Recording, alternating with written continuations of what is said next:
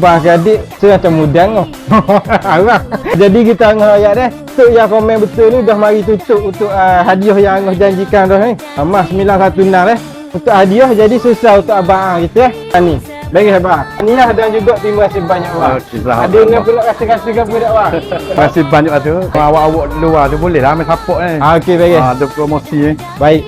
Promosi kita pada 31 hari bulan 1 2026 pada 1 ni. Jadi saya tunjuk model ni macam Angah janji tu lah. Untuk 100 biji lah. Untuk 100 biji Bermula pada 1 ni, harga yang dok akan jumpa dengan harga gini. Betul-betul Angah belanja macam Angah janjikan setahun sekali. Dengan harga RM188 yang abang Pak teka tu. Barang comel. Barang kalau kira dengan high quality dengan harga yang sangat mampu milik bagi Angah. Sebab kalau ikut market dia ni entah pada RM400 RM450 pun ada, RM285 pun ada market dia. Biarlah Angah cerita untuk Angah belanja setahun sekali. Dan ni dua lagi rahsia nanti Angah cerita.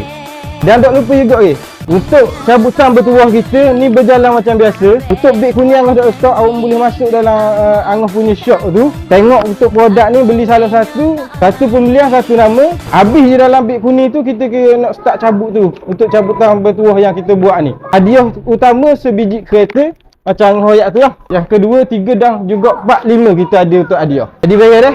Hari Sabtu ni 31 hari bulan 1 2026 jemput pakat mari belakang bayar.